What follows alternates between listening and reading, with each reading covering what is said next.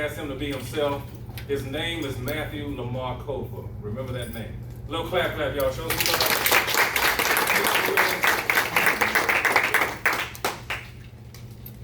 They say your name is a reflection of who you are.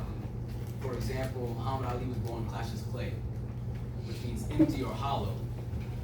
Cassius Clay changed his name to Muhammad Ali, which means beloved champion. That same year, Muhammad Ali became the heavyweight champion of the world. We are a reflection of our names. My name is Matthew Cofer. Matthew means gift from God, and Cofer means victorious. I am the victorious gift from God.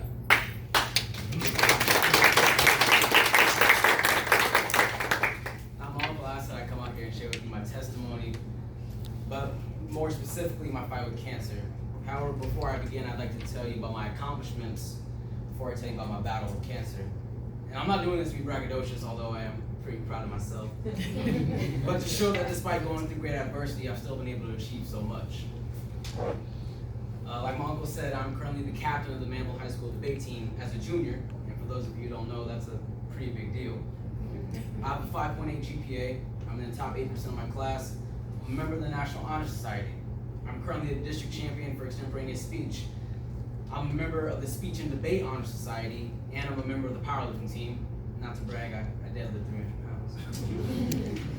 So, on Friday, December 9th, 2016, my mother told me that I needed to go to MD Anderson Cancer Center immediately. Now, my mother's a very strong woman. Very seldom do I see her cry, but I saw true pain in her eyes when she told me that I had cancer. I also saw her break down and cry. So my first instinct wasn't thinking, am I going to die? It was to comfort my mother. She's my rock. Now, I was diagnosed with acute lymphoblastic leukemia. And put into layman's terms, just how bad my case was, the average person has anywhere from 0 to 2% blast, which is cancerous blood cells. I, however, had over 92%. If I had gone another week or even a couple more days without being diagnosed, I likely would have collapsed. So after going through all the formalities of being admitted into a hospital, I began treatment immediately, and soon my first problem would arise. The chemotherapy they gave me worked too well. My body could not process through all the dying cells. So I was admitted into the ICU, or the intensive care unit, after about a week. And it was then that I faced the most difficult part of my cancer experience. Due to my liver being extremely weak, the doctors told me that I couldn't eat ketchup. And anyone who knows me is aware that I love ketchup. My mother even poked fun at me saying that I put ketchup on my ketchup. But then an angel disguised as a doctor snuck me a packet of ketchup, and I will be eternally grateful for what that woman did for me. But then, if you have been paying attention, this took place over the span of a couple weeks, which meant that Christmas was right around the corner. And while the doctors had anticipated that they would release me sometime after New Year's, I was determined to get out before Christmas. The doctors and nurses and social workers kept asking me what I wanted for Christmas, and I would respond, I am not going to be here. They tried to give me a sign for a Christmas party. I said, I am not going to be here. So you best believe, on December 23rd at around 10 or 11 o'clock at night, I was released from MD Anderson.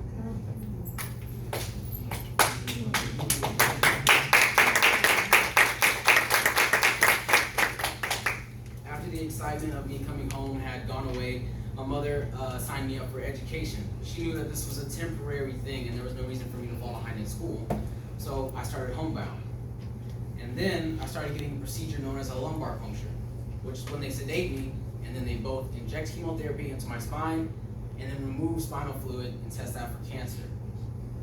But due to the doctors frequently interfering with my spinal fluid, I started to get crippling headaches.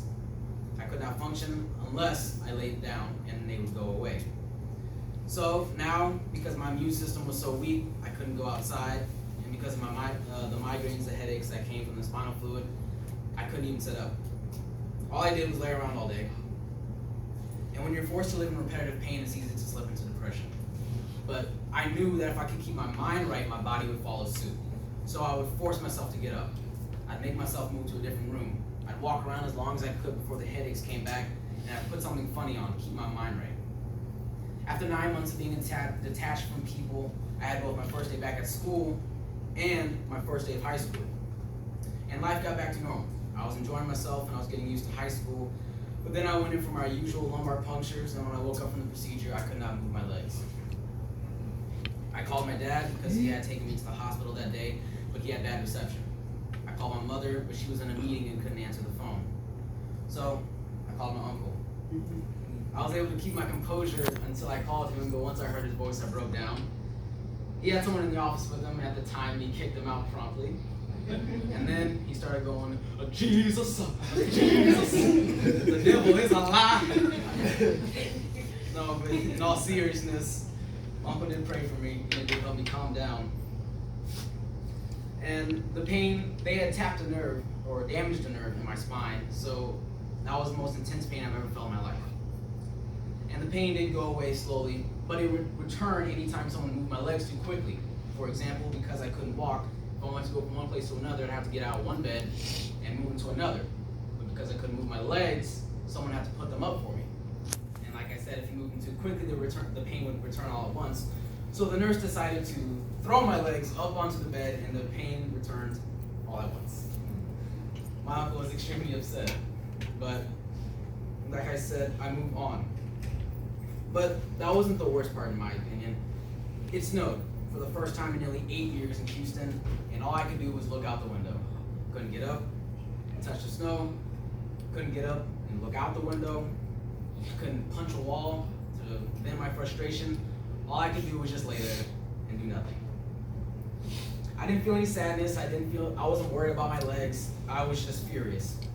I could not get up and do what I wanted because someone didn't know how to do the job. And this time, unlike most of my battle with cancer, I wasn't fighting off depression, I was fighting off anger. Because someone did not know how to do their job, I could not enjoy my life. And I'm gonna be very honest with you. I was furious.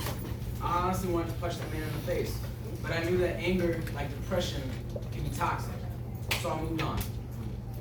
But I didn't stay down for long. Because of my bullheadedness, I tried to walk within a week of being paralyzed. I asked my uncle to get me out the bed so that I could walk, and he refused at first. But then after some convincing, he finally let me out. And although the steps I took were small, I was able to walk. I spent another 2 weeks in the hospital before I was allowed to go home. I spent another week at home before I went back to school. And since then, I've been without any major incidents. And on March 28th, I will receive my last round of chemotherapy.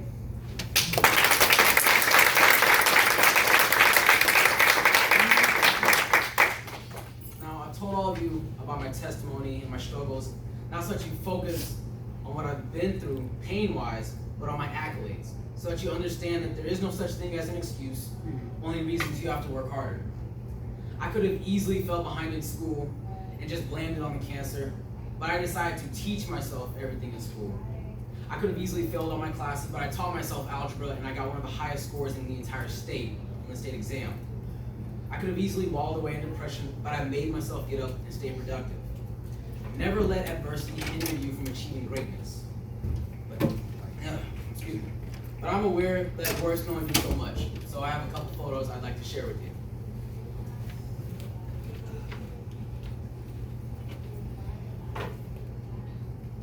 So this is me when I first got admitted into the hospital. Like I said, I got admitted into the ICU because the chemotherapy they were giving me were killing too many cells and my liver could not process through it. But like I said, depression is still toxic, so I can be positive.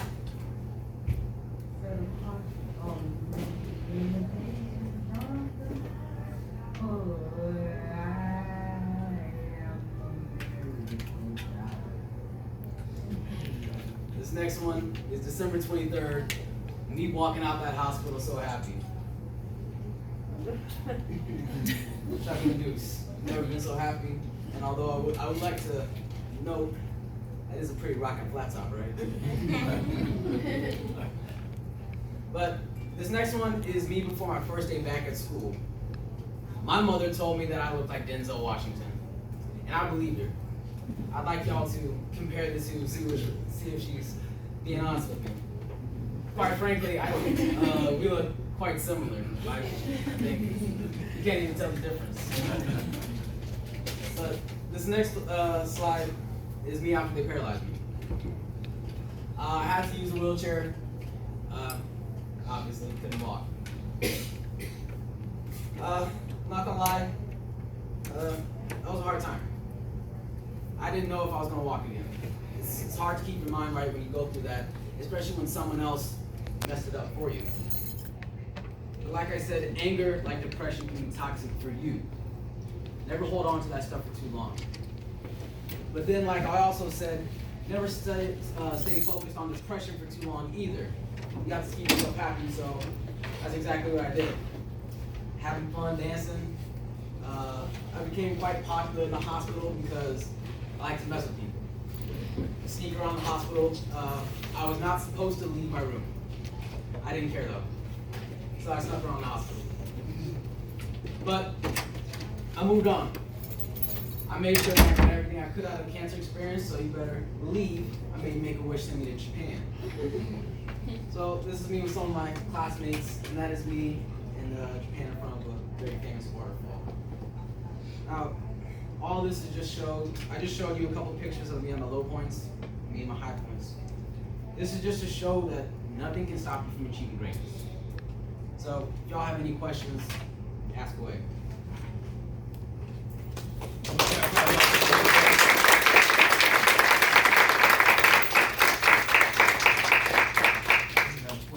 Any questions? Nothing's too serious, nothing's too far-fetched.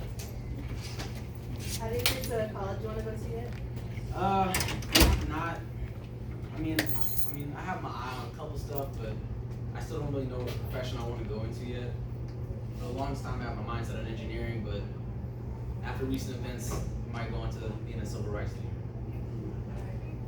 Did you have any signs of like you having cancer before you Yes. got diagnosed? In hindsight, they were pretty obvious. So a couple things. We used to run a warm-up a mile every day for a warm-up. And I used to just casually do 7 minutes, maybe 6:30. But then after a couple weeks, I nearly collapsed after one lap. I started getting nosebleeds very frequently, and I never had nosebleeds. I started to get migraines almost every day. I couldn't sleep at night, serious night sweats. And my mom says I'm good at two things, math and eating. And I stopped eating. I lost my appetite. So the signs are pretty obvious, but I just didn't expect cancer at the time. Any more questions? Well, I know y'all was curious about something. Y'all gotta ask some questions. I know I wasn't here, but how old were you when this happened? I was 13 when I was diagnosed. Yes. How do you know? How do you know? Oh, I'm 16. Yes. Well, I spent a lot of time in the adolescence part of MD Anderson, and even though I had cancer, I still knew I was blessed. I knew that it wasn't gonna be life-threatening. I knew I was put on this planet for something greater. You know, my uncle just says, the devil just gonna try and get at you, but you gotta fight through it. But when you see 5-year-olds and toddlers going through the same treatment that I had to go through, it really affects you. Because I was 13, I was still a child, but I was still coherent. 5-year-olds and babies, they don't know why they have to be there every single week. They don't know why they have to go through that. And that's how I knew I was blessed. I knew that I could keep my mental state right and I could still fight through it. Come on, y'all gotta ask some questions. I know y'all was curious. What helped you keep your faith going through the process? Well, I knew that, a couple things. You can't ever focus on the dark stuff. You gotta have a sense of humor. Now, don't get me wrong, I don't let anyone joke around about my cancer. That's a very touchy subject for me. But I like to laugh at it. Because I think, whenever you see someone's motivational life story, they always have some struggle they have to go through.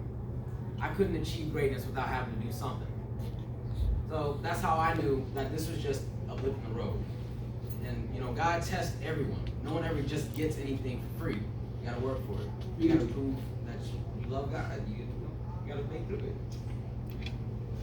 Come on, y'all gotta ask these questions. I need a few more hands. Good. So is this doctor that paralyzed you still a doctor? Yes, it is. too. What all did you see in Japan? Oh, Japan.